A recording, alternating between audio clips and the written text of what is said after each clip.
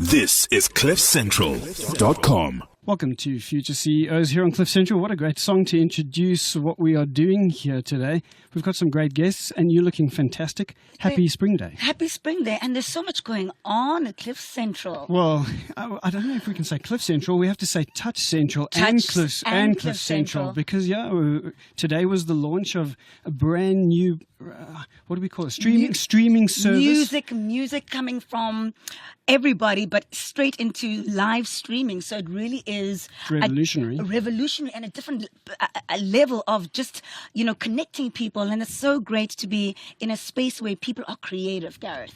Well, I like that you introduce it that way because I think we have a guest that had to be a little bit creative in his journey. Let's just quickly introduce the show. What do we do here? Well, if you can say to the question, are you a future CEO? If you can say yes to that, well, then this is really the show for you. What do we do here, Luby? We love to fast track and grow your businesses. So if you are an ambitious entrepreneur or a high potential executive, this is the show for you. It really, really is. Let's get into one of the really high potentials, or maybe he showed potential and now is showing even more of it now. Let's get into that. Brinny, welcome to the show. Welcome. And please tell everyone who you are because you've got a nice resume. So if you don't brag, we'll brag for you.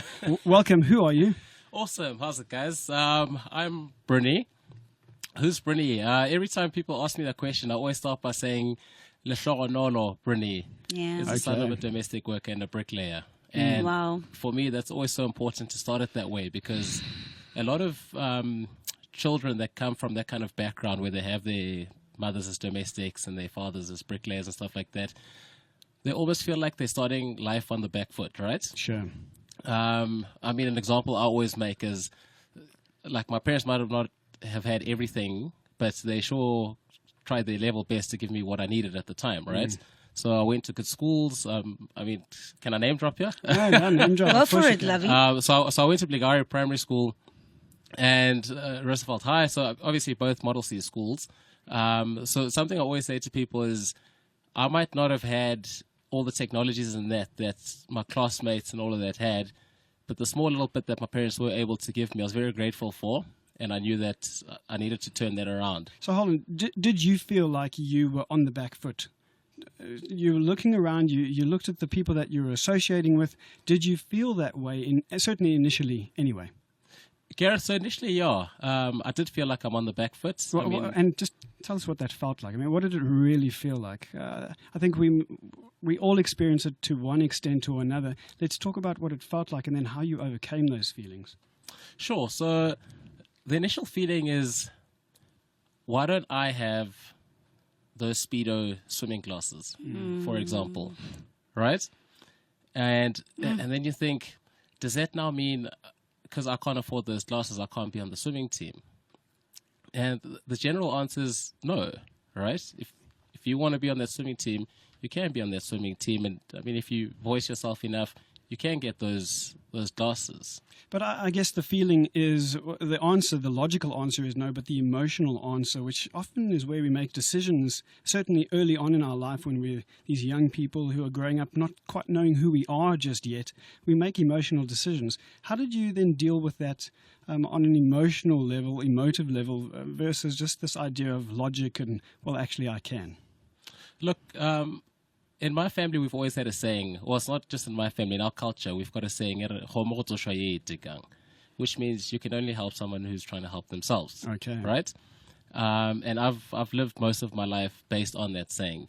So every time I felt like that, so when the logic said no, and the emotion kind of supported that, but as soon as I thought of that, then I thought, no. You know what? If I'm going to try and do or be anything, I need to take the first step, right? Very nice. ABV construction. Yes, ma'am. When did the entrepreneurial bug bite? Sure. How did you know that you didn't want to play it ordinary, that you wanted to create, as I opened up the show with? So I'm going to take it a little bit Creation. back here. Take it back, baby. Take it back. Age 12, Matrix computers. Yeah. That's where it all started. Okay. Right? Those are the days of Counter-Strike, if anyone remembers those. I think every young man. A young remembers boy. that. I'm like, Hold on, not young boy. sorry. It's a man's game, all right. Anyway, Brinny, go, carry on going. So Counter-Strike was on the lips of everyone at school. Of course. Obviously, they had, Pentium 2s back then, right? So, hey. Whoa. And obviously, Brinny didn't have a computer, so I couldn't say much about Counter-Strike. So I decided, you know what, what am I going to do to be able to start talking about Counter-Strike at break time as well? The logical thing was get a computer. The next logical thing was ask mom and dad for a computer, right? So I asked mom and dad for a computer. They're like, listen, there's more important things we can do with money right now than getting you a computer so you can play your games. Sure. So down the road, there was a little computer shop called Matrix Computers. I went there, asked Martin, listen, on weekends, do you mind if I just come help around? He's like, what are you going to do? You're a little 12-year-old, right? So I was like, you know what? I'm not even looking to work for money. I just want to work for a computer, right? Because I just want to play Counter-Strike. That's just what's on my mind at the time, right? Wow. Yeah. So your first real negotiation was actually not for money. Very nice. I like it. Nice, Correct. Gareth. So anyway, this guy decides to give me a break. On the weekends, there I was helping out around the shop, etc. Fast forward a couple of weeks, he says, listen, I think you've worked hard enough to earn yourself a computer. Wow. So I was like, Sorry, wow. how long? Just repeat that. Wow. A couple of weeks. Just a couple of weeks. Well, You must have been working really hard. well, how long is a couple, right? Yeah, sure. So anyway, so he says, here's his computer. And I looked at this motherboard and I was like, but where's the computer? So he says, no, this is your computer. This is the motherboard. The motherboard makes a computer, right? So I was a little bit confused. And he says to me, no, you weren't specific enough. You didn't say you wanted a working, functioning computer with the OMG. monitor, with the mouse, with the keyboard. What a tricky guy, right? But I mean, then of course there are these lessons that are coming out of all of this. So be specific. You must work hard. There is actually a pot of gold at the end of the rainbow.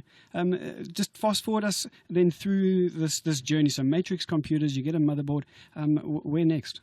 It's 100%. So eventually I work a couple more weeks, or once again, how long's a couple? But anyway, so eventually I get to work hard enough to build this computer with the mouse, keyboard, the whole shebang. And once it had all come together, I then realized I've actually now learned how to assemble and disassemble computers. Okay. So I actually don't want this computer for Counter-Strike anymore. So then I started offering to type up people's CVs and then handwrite them, and I'd type them up Love on this that. computer. Yeah, very nice. I started helping my friends that were playing Counter-Strike, but when their computers packed up, guess where they went? So they came to me, and then so that's pretty much where I then started learning the trick of bartering or trading or being in business, if you want to call it that.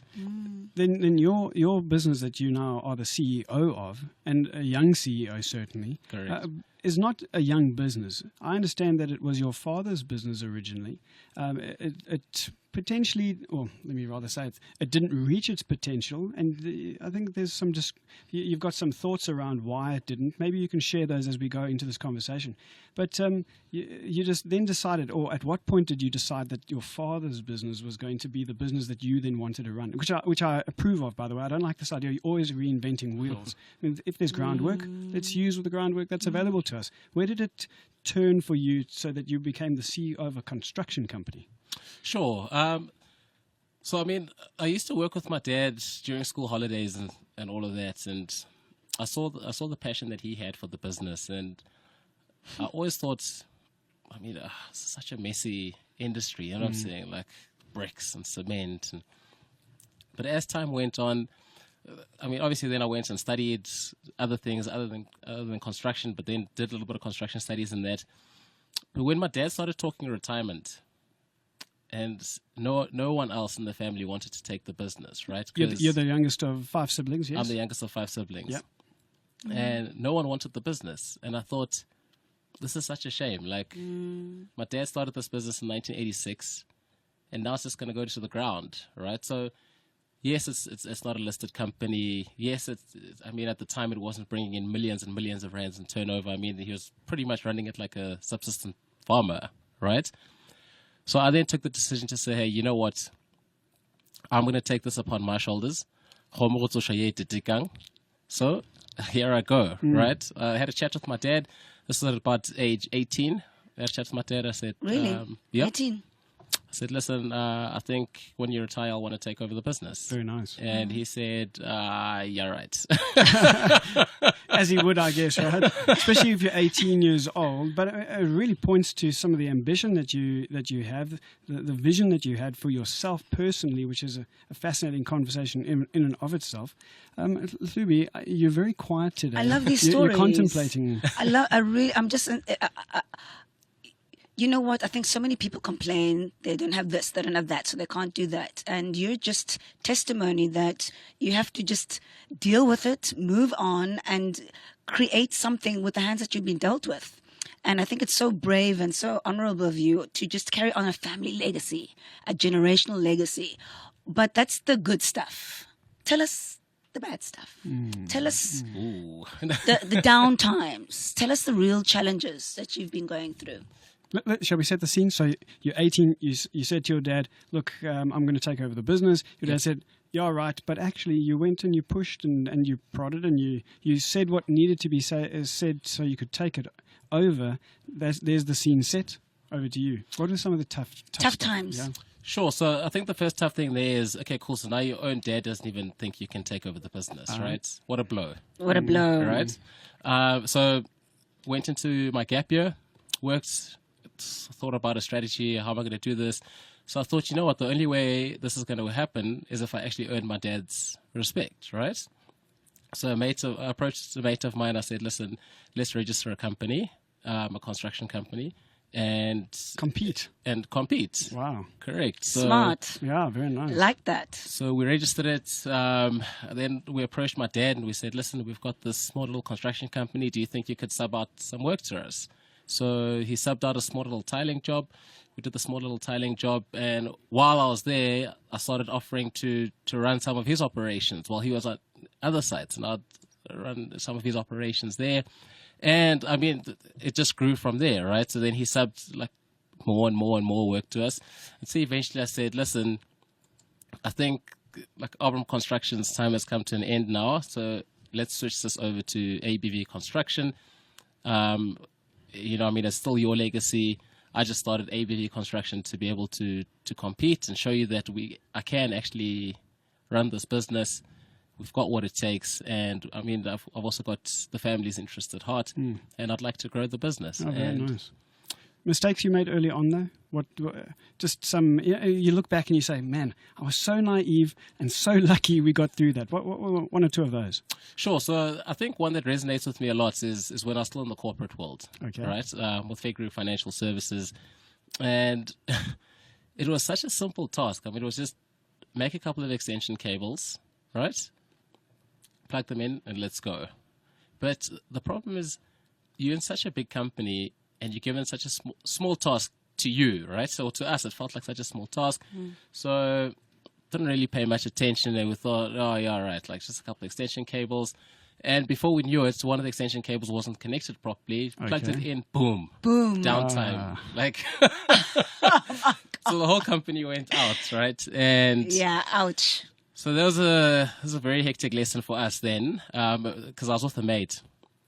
And I remember thinking so clearly that like we really, really need to start paying attention and we really need to understand the value of what we're doing, right? So, I mean, it may seem small to us, but in the greater scheme of things, it all adds up.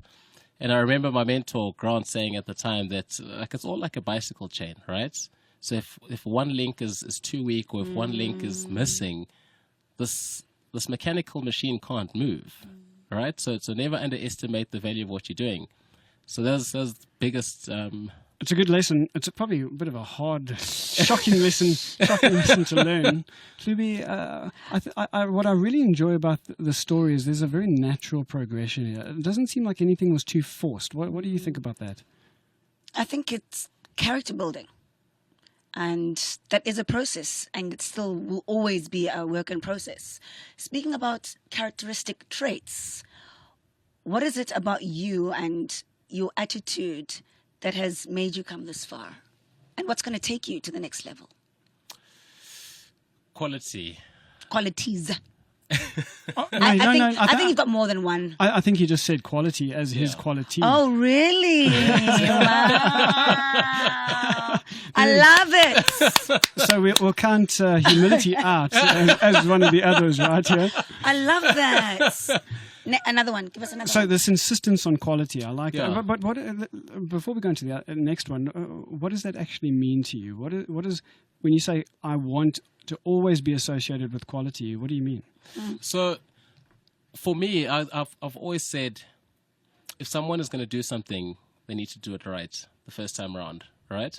And that also comes from my mentor, where he's always said, measure twice and cut once. Cut once, yeah. All right?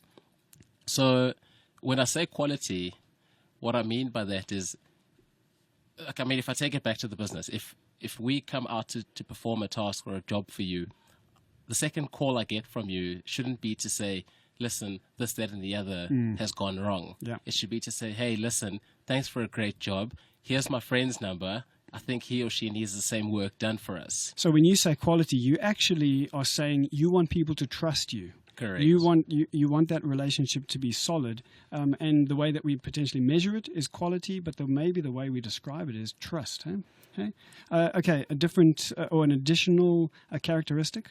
Honesty. Very closely related as Very. well. So, I mean, I'm very big on honesty. Truth hurts. That's the truth. Yeah. But I do feel everyone needs to hear the truth. And I keep that very close to my heart. Best advice you've ever been given, and by whom?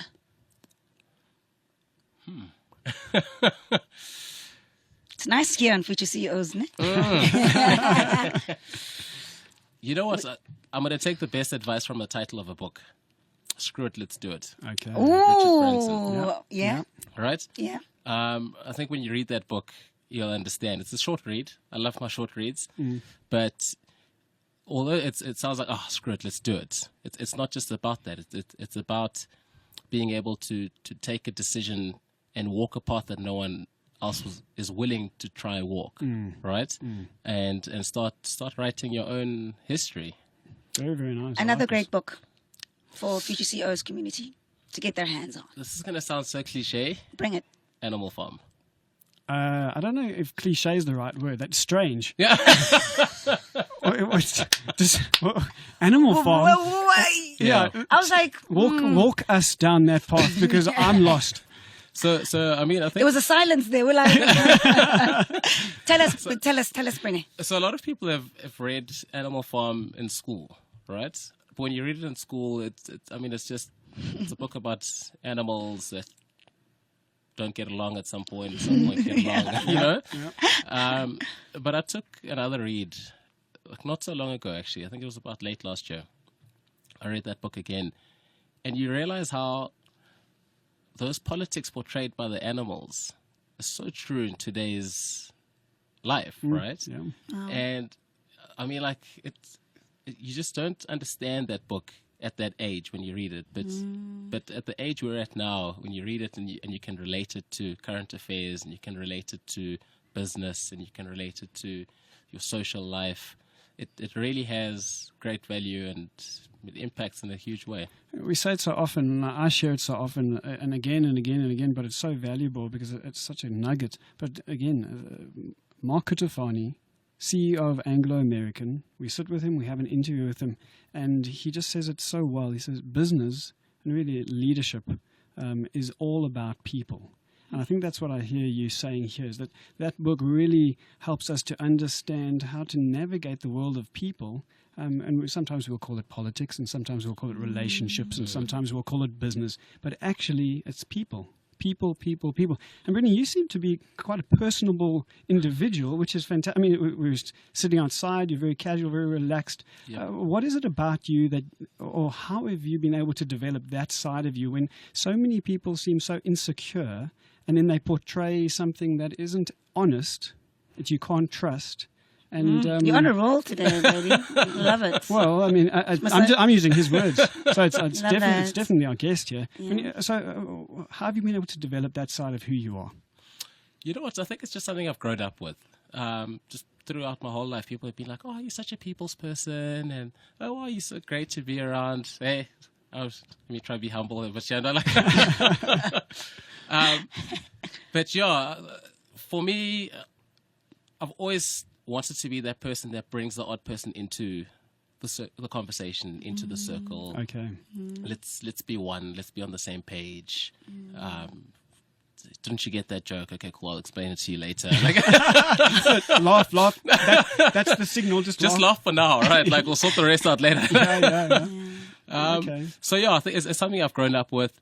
My family is very open as well, very sociable. So yeah, I mean, I think it's just one of those things. You've mentioned mentorship, and its value to you and its value in your journey. Correct. Who is your mentor? Are you a mentor? And the value of the mentors in your current journey. Yeah, so What have you learned? mentorship for me is a big one. For me, mentorship provides a lot of guidance, a lot of structure to an unstructured situation. I've got many mentors, current journey being Grant Field, present journeys being the likes of Julia Loebscher, who was my neighbor when we were growing up. And I can't remember doing a single thing without consulting a mentor. And the reason for that is, in our family, my dad's always said, we've made our mistakes, right? So you guys need to learn from our mistakes. There's no value in you guys repeating the mistakes we've made. And for me, that's where I then thought, okay, cool. Well, then mentorship must be the way, right? So if we take Grant, for example, Grant is the CEO of a company, Fedgroup. And by the way, we will be talking to Grant very soon. Anyway, go on. And so being in a business journey, almost every business decision is taken to Grant from my side. You know what I'm saying? So, like, not that I invite him to all my meetings and stuff like that, but every time I feel like I'm faced with a challenge, he's the first person that comes to mind. And I think Grant must have gone through this before. It's always value in understanding, what did he do? It's not to say, I'm going to go and do exactly what he did. You don't want him to make the decision for you. You want to understand how he processed it, and right? 100%. I mean, also to just understand how he understands it. You know, it might seem like a challenge to me, but he might present the opportunity in it, right? Yeah. Or vice versa. I might see an opportunity and I'll take it to him like, hey, this is so great. This is what I want to do. And he's like, whoa, have you considered this, that, and the other? And then you think, sure, this is actually quite cool, hey? And, you know, I think entrepreneurship is a lonely journey. We hear that all the time, B. It's very lonely, and like Grant said to me the other day, like it's lonely at the top, and that's I'm experiencing that a lot lately. I was actually just saying to Kate, while we're outside there, that I've actually just come from quite a low point in my current journey at the moment, where I thought, like, what are we doing here? You know what I'm saying? Like, I just feel like we're not doing what we're supposed to be doing. You're just not getting there. Just not getting over that next bump, that next hill. 100%. And I appreciate the fact that you would share that, certainly in this kind of environment as well, because I think sometimes we certainly, when I was younger and I was listening to shows or seeing interviews or whatever the case was, I would think, wow, that person's made it. There are no problems, and that's not really real life. I mean, that's not how it actually works. It's not always rainbows and butterflies and chocolate fondue fountains, right? Cupcakes. And so, yeah, thank you for sharing. We are actually running out of time. Do you maybe have a final question that you want to pose? Where do you see yourself in 5 years' time? That's a good question. Sure. 5 years' time, I see myself still in ABV construction. Hopefully, we'll have doubled our staff base, which is a big goal for us. We want to start taking on more responsibilities as a business. We want to start giving back more as a business as well. But if I could just backtrack real quick to what you just said, Gareth, it's so important. And I always say to people, because people are always like, oh, but Brinny, how did you do it? This, that, and the other. And I'm like, guys, I've been to motivational talks as well. I've listened to people speak about their roads to success and all of that. And it always seems impossible until it's done, right? Yep. And I just want people to know that you just got to keep on keeping on, right? And life isn't a straight journey. Yeah, we all want to get to where we want to get to, but if you don't go through the ups and downs, how on earth are you going to handle that responsibility, right? So I mean, it's also character building along the way. It's like And every phase or step in your life prepares you for the next. 100%. I believe that too. So I say to people, you know what? I'm working my butt off now for my overnight success. I think that is probably the right way to end the show. Let's not even mess It with is. that. And I look forward to being able to see your journey and how it unfolds, and then having you back on the show with us, so then we can speak about you, and then I really highlight again that this wasn't an overnight success, and we can talk again how you've been able to do it. That is, I think, what we're going to end on here. No final words. I like the shaking of the head. All right, guys, we'll be back, and we're going to be talking about, and it maybe really goes to what we were almost speaking about with Brinny here. We're going to be talking about transferring leadership. So one CEO should be nice. leaves and the other one comes in. How do we navigate that? What do we do? We'll be back right after this. This is CliffCentral.com.